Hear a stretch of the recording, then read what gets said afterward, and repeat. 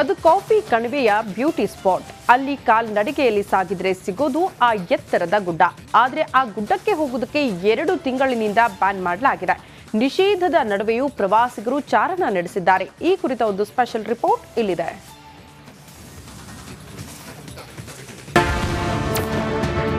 ಎತ್ತಿನ ಭುಜಕ್ಕೆ ನಿಷೇಧವಿದ್ರೂ ನಿತ್ಯ ಟ್ರೆಕ್ಕಿಂಗ್.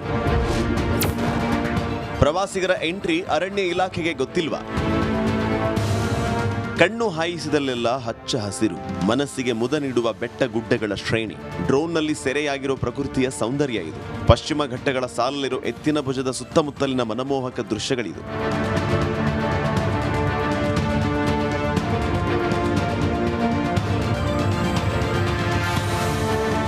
ಈ ನಿಸರ್ಗ ಸೌಂದರ್ಯ ಗೋಚರಿಸುವುದು ಚಿಕ್ಕಮಗಳೂರಿನ ಮೂಡಿಗೆರೆ ತಾಲೂಕಿನ ಬೈರಾಪುರ ಹಾಗೂ ದಕ್ಷಿಣ ಕನ್ನಡದ ಶಿಶಿಲಾ ಮಧ್ಯಭಾಗದಲ್ಲಿ. ಇದೀಗ ಇಲ್ಲಿಗೆ ಟೂರಿಸ್ಟ್ ಬ್ಯಾನ್ ಮಾಡಲಾಗಿದೆ.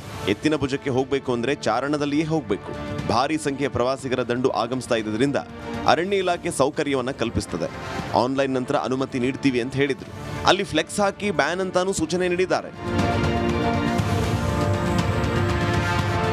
ಎಸ್, ಇಷ್ಟೊಂದು ಸೂಚನೆ ಇದ್ರೂ ಕೂಡ ಪ್ರವಾಸಿಗರು ಇದನ್ನೆಲ್ಲ ಮೀರಿ ಅಲ್ಲಿಗೆ ಹೋಗಿದ್ದಾರೆ. ಬೈರಾಪುರ ಸಮೀಪದಿಂದ ಕಾಲ್ನಡಿಗೆ ಮೂಲಕ ಟ್ರೆಕ್ಕಿಂಗ್ ನಡೆಸಿದ್ದಾರೆ. ಅದು ಅರಣ್ಯ ಇಲಾಖೆಯಿಂದ ನಿರ್ಮಿಸಿರೋ ಶೆಡ್ ಪಕ್ಕದಲ್ಲಿಯೇ. ನಿಷೇಧ ಇದ್ರೂ ಹೇಗೆ ಎಂಟ್ರಿ ಕೊಟ್ಟರು ಅನ್ನೋದು ಒಂದ್ ಕಡೆ ಆದ್ರೆ, ಅಲ್ಲಿ ಅರಣ್ಯ ಇಲಾಖೆ ಸಿಬ್ಬಂದಿಯೇ ಇರಲಿಲ್ಲ ಅಂತಾನೂ ಹೇಳಲಾಗ್ತಾ ಇದೆ. ಸೋಲಾರಣ್ಯದಲ್ಲಿ ಟ್ರೆಕ್ಕಿಂಗ್ ನಡೆಸೋದು ನಿಷೇಧ ಇದ್ರೂ ಪ್ರವಾಸಿಗರು ಎಂಟ್ರಿ ಕೊಡ್ತಿದ್ದಾರೆ. ಅರಣ್ಯ ಇಲಾಖೆಗೆ ಇದರ ಬಗ್ಗೆ ಮಾಹಿತಿ ಇಲ್ವಾ ಅನ್ನೋದು ದೊಡ್ಡ ಪ್ರಶ್ನೆ ಆಗಿದೆ. ಮೊದಲೇ ಅದು ವನ್ಯ ಮೃಗಗಳ ತಾಣ, ಆನೆ ಕಾರಿಡಾರಿರೋ ಗುಡ್ಡಗಳ ಸಾಲು. ಏನಾದರೂ ಅನಾಹುತ ಆದರೆ ಯಾರು ಹೊಣೆ ಅನ್ನೋ ಪ್ರಶ್ನೆ ಉದ್ಭವಿಸಿದೆ. ನಿಷೇಧದ ನಡುವೆಯೂ ಟ್ರೆಕ್ಕಿಂಗ್ ಮಾಡಿರೋದು ಅರಣ್ಯ ಇಲಾಖೆಯ ವಿರುದ್ಧ ಸ್ಥಳೀಯರ ಕೆಂಗಣ್ಣಿಗೂ ಗುರಿಯಾಗಿದೆ. ಚೇತನ್ ಪದ್ಮಶಾಲಿ, ರಿಪಬ್ಲಿಕ್ ಕನ್ನಡ, ಚಿಕ್ಕಮಗಳೂರು.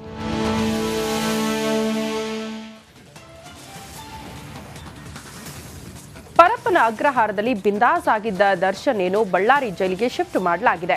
ಈತನ ದರ್ಬಾರ್ಗೆ ಕಾರಣವಾಗಿದ್ದ ಆ ಅಧಿಕಾರಿಗಳಿಗೆ ಟೆನ್ಷನ್ ಶುರುವಾಗ್ಬಿಟ್ಟಿದೆ.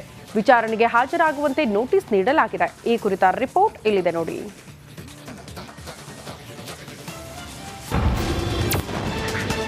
ಟೀ ಬಾಸ್ಗೆ ಆತಿಥ್ಯ ನೀಡಿದ್ದ ಅಧಿಕಾರಿಗಳಿಗೆ ಟೆನ್ಷನ್. ವಿಚಾರಣೆಗೆ ಹಾಜರಾಗುವಂತೆ ನೋಟಿಸ್. ಕೊಲೆ ಆರೋಪದಲ್ಲಿ ಪರಪ್ಪನ ಅಗ್ರಹಾರದಲ್ಲಿದ್ದಾಗ ದರ್ಶನ್ಗೆ ಫುಲ್ ಹೈಫೈ ಫೆಸಿಲಿಟಿ ನೀಡಲಾಗ್ತಿತ್ತು. ಪ್ರಭಾವಿಗಳ ಸೂಚನೆ ಮೇರೆಗೆ ಕೆಲ ಅಧಿಕಾರಿಗಳು ದಾಸನಿಗೆ ಎಲ್ಲಾ ರೀತಿಯ ಸೌಲಭ್ಯಗಳನ್ನ ಕೊಡ್ತಿದ್ರು. ಮೋಸ್ಟ್ ನಟೋರಿಯಸ್ ರೌಡಿಗಳಾದ ವಿಲ್ಸನ್ ಗಾರ್ಡನ್ ನಾಗ ಹಾಗೂ ಕುಳ್ಳ ಸೀನಾ ಜೊತೆ ಕಾಣಿಸಿಕೊಂಡ ಫೋಟೋ ವೈರಲ್ ಆಗ್ತಿದ್ದಂತೆ ಎಚ್ಚೆತ್ತ ಅಧಿಕಾರಿಗಳು ಹಾಗೂ ಸರ್ಕಾರ ಕೂಡಲೇ ಇದರಲ್ಲಿ ಭಾಗಿಯಾದ ಅಧಿಕಾರಿಗಳನ್ನ ಸಸ್ಪೆಂಡ್ ಮಾಡಿದ್ರು.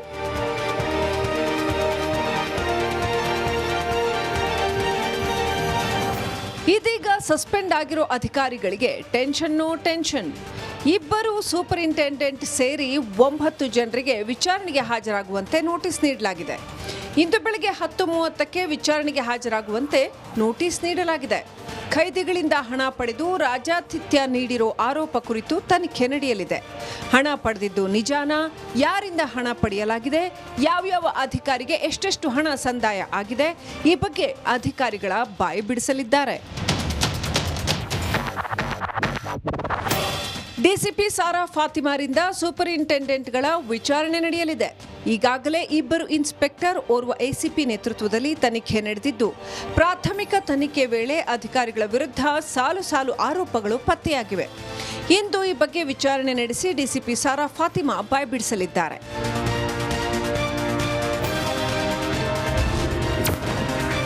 ರೌಡಿ ನಾಗನಿಗೆ ಇಂದು ಖಾಕಿ ಡ್ರಿಲ್.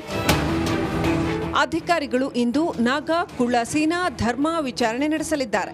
ಆಕಸ್ಮಿಕವಾಗಿ ನಾಗನೊಂದಿಗೆ ದರ್ಶನ್ ಕಾಣಿಸಿಕೊಂಡ್ರ? ಅವರಿಗೂ ನಾಗನಿಗೂ ಸಂಬಂಧ ಇಲ್ವಾ ಅಂತ ವಿಚಾರಣೆ ನಡೆಸಲಿದ್ದಾರೆ. ಈ ಬಗ್ಗೆ ನಾಗನನ್ನ ವಿಚಾರಣೆ ನಡೆಸಿ ತನಿಖಾ ತಂಡ ಕ್ಲಾರಿಟಿ ಪಡೆಯಲಿದೆ. ಕೋರ್ಟ್ನಿಂದ ಅನುಮತಿ ಪಡೆದು ವಿಚಾರಣೆ ನಡೆಸಲಿದೆ. ಮಾದೇಶ್, ರಿಪಬ್ಲಿಕ್ ಕನ್ನಡ, ಬೆಂಗಳೂರು.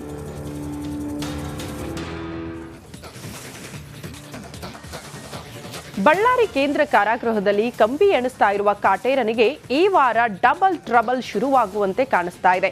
ಒಂದ್ ಕಡೆ ಚಾರ್ಜ್ ಶೀಟ್ ಸಲ್ಲಿಕೆಗೆ ಕೌಂಟೌನ್ ಶುರುವಾಗಿದ್ರೆ, ಮತ್ತೊಂದು ಕಡೆ ಸ್ಪೆಷಲ್ ಕೋರ್ಟ್ಗೆ ಮನವಿ ಸಲ್ಲಿಸುವ ಸಾಧ್ಯತೆ ಇದೆ. ಈ ಕುರಿತ ರಿಪೋರ್ಟ್ ಇಲ್ಲಿದೆ ನೋಡಿ.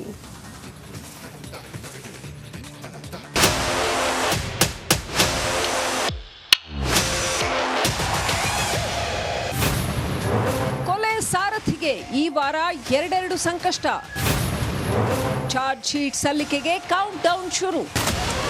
ಪರಪ್ಪನ ಅಗ್ರಹಾರದಲ್ಲಿ ತನ್ನ ಪಟಾಲಂ ಜೊತೆ ಬಿಂದಾಸ್ ಆಗಿದ್ದ ಆರೋಪಿ ದರ್ಶನ್ ಬಳ್ಳಾರಿ ಜೈಲಲ್ಲಿ ಬಳಲಿ ಬೆಂಡಾಗಿದ್ದಾನೆ. ಇಷ್ಟು ಸಾಲದಕ್ಕೆ ಇದೀಗ ಕಾಟೇರನಿಗೆ ಒಂದೇ ವಾರದಲ್ಲಿ ಎರಡೆರಡು ಸಂಕಷ್ಟ ಎದುರಾಗಲಿವೆ. ಬಳ್ಳಾರಿ ಸೆಂಟ್ರಲ್ ಜೈಲಲ್ಲಿ ಮುದ್ದೆ ಮುರಿತಾ ಇರೋ ದರ್ಶನ್ಗೆ ಸಾಲು ಸಾಲು ಸಂಕಷ್ಟ ಬೆನ್ನೇರಿದಂತಿದೆ. ಕರಿಯನ ಪಾಲಿಗೆ ಈ ವಾರ ಕರಾಳ ದಿನ ಅಂತಾನೆ ಹೇಳಬಹುದು. ಇದೇ ವಾರ ದಾಸನಿಗೆ ಎರಡೆರಡು ಸಂಕಷ್ಟ ಎದುರಾಗಲಿವೆ. ಒಂದು ಕಡೆ ಚಾರ್ಜ್ ಶೀಟ್, ಮತ್ತೊಂದು ಕಡೆ ಸ್ಪೆಷಲ್ ಕೋರ್ಟ್ಗೆ ಮನವಿ ಸಲ್ಲಿಕೆ ದರ್ಶನ್ ಪಾಲಿಗೆ ಕಂಟಕವಾಗಲಿದೆ.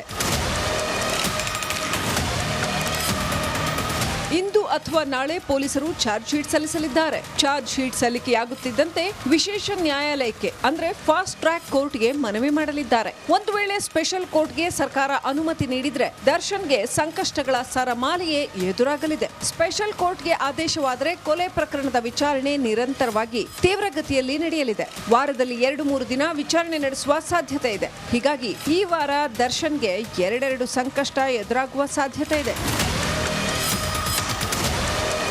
Nagaraj, crime bureau, republic Kannada.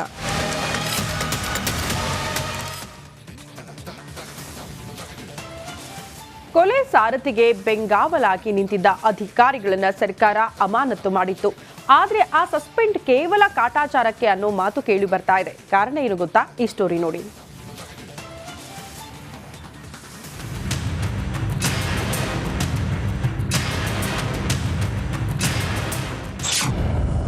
ಕಾಟಾಚಾರಕ್ಕೆ ಡಿ ಅಧಿಕಾರಿಗಳ ಸಸ್ಪೆಂಡ್. ರಿಪಬ್ಲಿಕ್ ಕನ್ನಡದಲ್ಲಿ ಎಕ್ಸ್ಕ್ಲೂಸಿವ್ ಸುದ್ದಿ.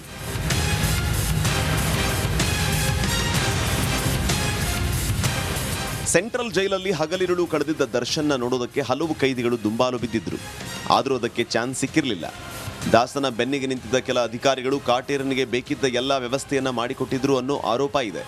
ಈ ಆರೋಪದ ಮೇಲೆ ಸದ್ಯ 9 ಅಧಿಕಾರಿಗಳನ್ನು ಸಸ್ಪೆಂಡ್ ಮಾಡಲಾಗಿದೆ. ಆದರೆ ಈ ಅಮಾನತು ಕೇವಲ ಕಾಟಾಚಾರಕ್ಕೆ ಅಂತ ಹೇಳಲಾಗ್ತಾ ಇದೆ.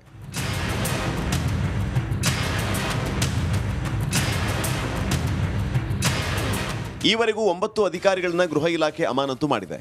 ಆದರೆ ಈ ಅಮಾನತು ಕೇವಲ ಕಾಟಾಚಾರಕ್ಕೆ ಅಂತ ಹೇಳಲಾಗ್ತಾ ಇದೆ. ಅಸಲಿಗೆ ಪರಪ್ಪನ ಅಗ್ರಹಾರ ಜೈಲಿನ ಪ್ರಮುಖ ಉಸ್ತುವಾರಿಗಳ ವಿರುದ್ಧ ಯಾವುದೇ ಕ್ರಮ ಕೈಗೊಳ್ಳದ ಇಲಾಖೆ ಕಾಟಾಚಾರಕ್ಕೆ ಬೇರೆಯವರನ್ನ ಸಸ್ಪೆಂಡ್ ಮಾಡಲಾಗಿದೆ. ಈ ಕುರಿತು ರಿಪಬ್ಲಿಕ್ ಕನ್ನಡ ದಾಖಲೆ ಸಹಿತ ಎಕ್ಸ್ಕ್ಲೂಸಿವ್ ಮಾಹಿತಿಯನ್ನು ನೀಡಲಿದೆ. ಆ ಇಬ್ಬರ ವಿರುದ್ಧ ಕ್ರಮ ಯಾಕಿಲ್ಲ? ಆಗಸ್ಟ್ 1ರಿಂದ ಇಬ್ಬರು ಸಹಾಯಕ ಅಧೀಕ್ಷಕರಿಗೆ ಸಂಪೂರ್ಣ ಜವಾಬ್ದಾರಿಯನ್ನು ನೀಡಲಾಗಿದೆ.